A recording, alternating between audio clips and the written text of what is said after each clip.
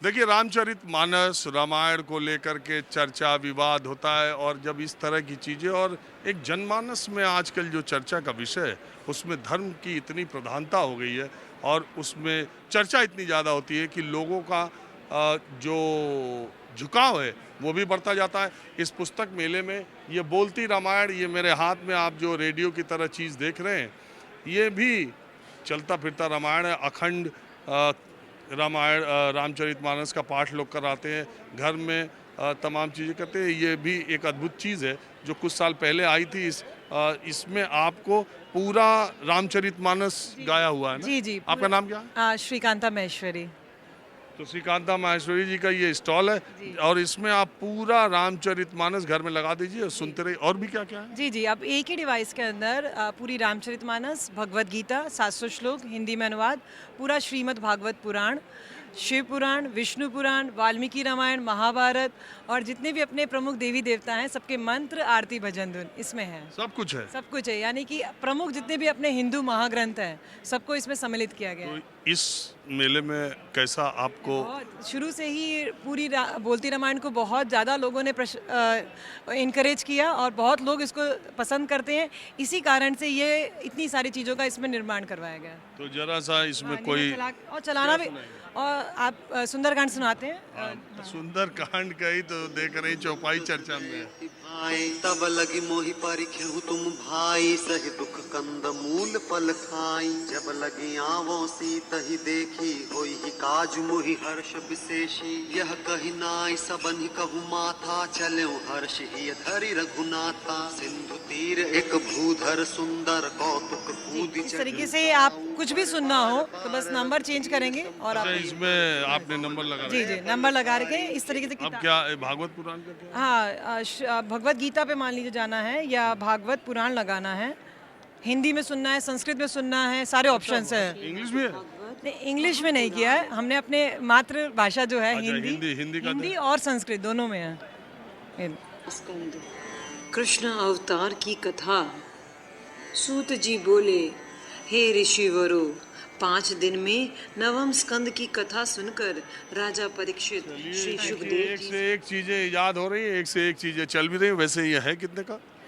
ये 2500 रुपये का पूरा डिवाइस है जिसमें 250 घंटे की चीज़ें हैं। 2500 रुपये में कितना दिन चलता है? बहुत लोगों के घरों में 5-5 6-6 सालों से बज रहा है। 6 मंथ्स की गारंटी डिवाइस पे आती है और 7 साल से ये मिशन चल रहा है, तो बहुत ज़बरदस्त मतलब इसकी गारंटी को लेकर हम लोग बहुत कॉन्फिडेंट है और डिवाइस की ड्यूरेबिलिटी अच्छा, आपका वहाँ अयोध्या में कोई स्टॉल खोलने का इरादा है कि अभी तो नहीं है। वैसे राम जी जो ये सारा मिशन राम जी के ही। राम जी तो काफी काम चला रहे हैं। जी, जी, जी, वो तो अपने कण कण में बसे हैं और एक पत्ता उनकी मर्जी से हिल नहीं सकता है, तो हमारी क्या क्षमता है। ठीक है, तो आप बोलती रामायण आपने देख लिया, अब मैं आपको कुछ और रंग दिखाता हूँ।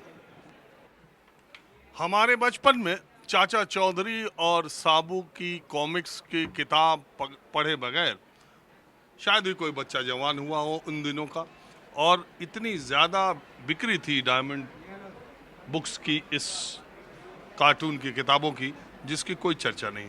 लेकिन आज के बच्चे पूरे टाइम कार्टून टीवी पे देखते रहते हैं या मोबाइल पर या टैब और इंटरनेट पर।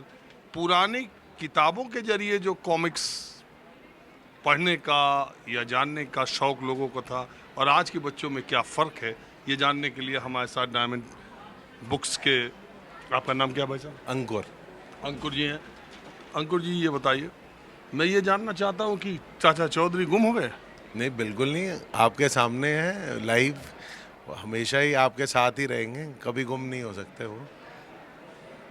तो अभी क्या मतलब, कॉमिक्स की संख्या तो पहले के मुकाबले अब बहुत कम हो गई, छपना, प्रिंटिंग थोड़ा सा कम हुआ है, लेकिन आज भी आप जाएंगे तो चाचा चौधरी का उतना ही क्रेज़ है और सारी कॉमिक्स का उतना ही क्रेज़ है। बट आज में मीडियम्स कुछ बदल गए हैं, कुछ कभी यूट्यूब में आ गया है, अब चाचा चौधरी हॉटस्टार पे भी है, चाचा चौधरी डिज्नी चैनल पे भी है, और पब्लिशिंग में हमेशा ही है। 5 भाषाओं में हम पब्लिश करते हैं, हिंदी, इंग्लिश, मराठी, गुजराती और उड़िया में। और अभी मैं अगर ये कहूँ कि व्यवसाय की दृष्टि से वो पुराना वाला ज़माना आपको ज़्यादा सूट करता था कि अभी? पुराने वाले ज़माने में हम करोड़ों में कॉमिक्स बेचते थे, आज लाखों में बेचते हैं। पुराने ज़माने में 1 रुपए की कॉमिक होती थी और एक कॉमिक कम से कम 100 जना पढ़ता था, क्योंकि लाइब्रेरी सिस्टम होता था। आज वो चीज़ें बदलते जा रही हैं, आज ऑनलाइन का ज़माना आ गया है, तो आज क्वांटिटी कम हो गया है, लेकिन फिर भी आज उसकी कीमत 100 रुपये हो गई है। और नए मीडियम्स आ गए हैं, आज आप एडवर्टाइज कर पा रहे हैं, आज आप प्रोडक्ट्स को इसमें इंक्लूड कर लेते अच्छा, हैं। एक बात और बताइए, पढ़ने का और किताबों को खरीदने का लोगों में शौक कम हो रहा है या पहले से बढ़ा है? आप बुक फेयर में आए हुए हैं, यहाँ पैर रखने की जगह नहीं है, तो कम तो हो ही नहीं सकता।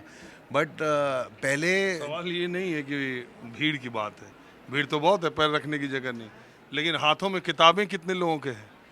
देखिए, बुक फेयर में वही लोग आएंगे जिन्हें बुक से प्रेम होगा।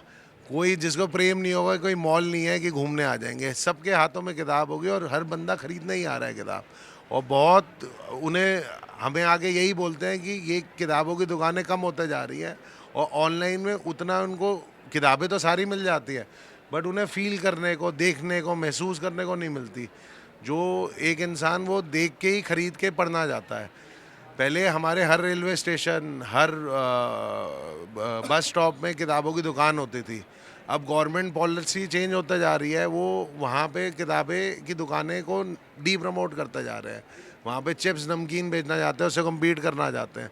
इस वजह से किताबों की दुकानें छोटे छोटे टाउन्स में ख़त्म होता जा रही है, जिसकी वजह से थोड़ी सी संख्या कम हो रही है, थोड़ा मुश्किल होता जा रहा है। ये आपकी बात बिल्कुल सही है अंकुर जी। छोटे शहरों, कस्बों में अब आप बड़े बड़े रेलवे स्टेशन पे चले जाएं, आपको किताब और पत्रिका का एक स्टॉल नहीं मिलेगा। काफ़ी बड़े स्टेशनों की बात कर रहा हूँ। तो छोटे शहरों में लोगों का किताब के प्रति आकर्षण, या कस्बों का या गाँव का, वो बहुत पहले के मुकाबले कम हो गया। और मज़ेदार बात यह है कि उस तबके के लोग ज़्यादा सोशल मीडिया की चीज़ों से प्रभावित होते भी रहते। हम आपको कुछ और माहौल दिखाते हैं। पुस्तक मेले में हर क्षेत्र, समाज, धर्म, वर्ग अपनी अपनी बातें कहने के लिए और अपने साहित्य को सामने रखने के लिए प्रयास करता रहता है। मैं इस वक्त आदिवासी इंडिजिनस बुक अखरा में हूँ और मेरे साथ वंदना जी, जो कि एक फेमस राइटर है। मैं ये कह रहा हूँ, ये लिखना कि आदिवासी इंडिजिनस अखरा ये ज़रूरी है? जी बिल्कुल, क्योंकि ये हमारे पहचान का भी सवाल है, हमारे दावेदारी का भी सवाल है।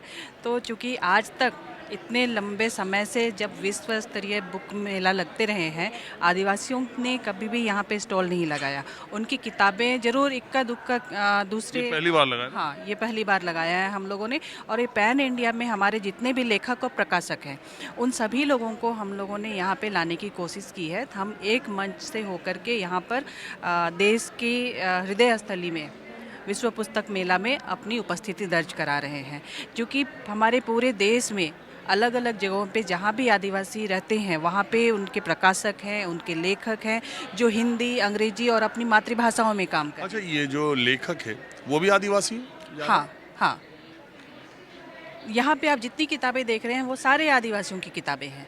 और अभी हमारे आज 2 दिन का कार्यक्रम है, शाम 4 बजे से जो हम लोगों को स्लॉट मिला हुआ है, वहाँ भी आप आदिवासी लेखकों को ही पाएंगे। तो मैं कह रहा हूँ, इसमें आदिवासी, दलित, पिछड़ा, अरे साहित्य और सिनेमा, ये तो इसकी सीमाओं से परे है। आप उसको बिल्कुल बिल्कुल परे है, लेकिन ये परे कैसे होगा? आप देखिए कि जब बारी आती है आदिवासियों के, सबसे पीछे अरे राष्ट्रपति बन गई। राष्ट्रपति बनने से क्या हुआ? आपने तो एक को बनाया है। अभी तक कितने सालों में एक राष्ट्रपति बनी है ना? रिकॉर्ड के लिए बना दिया आपने, रिकॉर्ड के लिए तो आदिवासी भी आप है। जिस राज्य से आती हैं, अगर मैं सही जानता हूं तो आप झारखंड की हैं। बिल्कुल। आपके राज्य के कितने बार मुख्यमंत्री आदिवासी बने? हाँ, आदिवासी झारखंड में, एक मात्र झारखंड को छोड़ के आप बाकी जो इलाके हैं वहाँ आप देख लीजिए कि कितने बार आदिवासियों को मुख्यमंत्री पद मिला है और कितनी बार उनको सरकारों को चलाने का मौका दिया गया है, ये भी आप देख लीजिए। और कितनी उठापटक भी की गई है, ये भी आप देख लीजिए, है ना? तो और झारखंड तो संघर्ष का केंद्र रहा है, आदिवासी केंद्र, मतलब आदिवासी संघर्ष का केंद्र, आदिवासी शिक्षण का केंद्र और आदिवासी साहित्य संस्कृति सबका केंद्र रहा है। तो इसलिए झारखंड में अभी भी सबकी नज़र आदिवासियों में कहीं भी कुछ होता है आदिवासियों को लेकर के, तो झारखंड उसका मुख्य केंद्र होता है। तो इसलिए वहाँ पे सबसे ज़्यादा काम देखेंगे। उतना ही ज़्यादा काम आप नॉर्थ ईस्ट में देखेंगे, नागालैंड की तरफ, मिजोरम की तरफ देखेंगे, वहाँ पे भी हमारे लोग काफ़ी लिख रहे हैं, पढ़ रहे हैं और लड़ भी रहे हैं। राष्ट्रपति पर भी कोई किताब है? लिखी जा रही हैं, लिखी जा रही है। अभी तो राष्ट्रपति महोदया बनी है हमारी माननीय, तो अभी लिखी जा रही हैं। जब हमारे कलाम जी थे तो उनकी किताबें उनके रहते कितनी थी, उनके बाद ही आई ना। तो हमारे लोग भी लिख रहे हैं और बहुत सारे लोग लिख रहे हैं जो हिंदी में है, अंग्रेजी में है, लिख रहे हैं लोग। चलिए ठीक। नमस्कार, मैं हूं मानक गुप्ता। अगर आपको हमारा ये वीडियो पसंद आया हो तो इसे लाइक और शेयर जरूर करें, और हाँ, हमें सब्सक्राइब और फॉलो करना ना भूलें ताकि आप देश और दुनिया की कोई खबर मिस ना करें। तो जुड़े रहिए हमारे साथ और देखते रहिए News 24।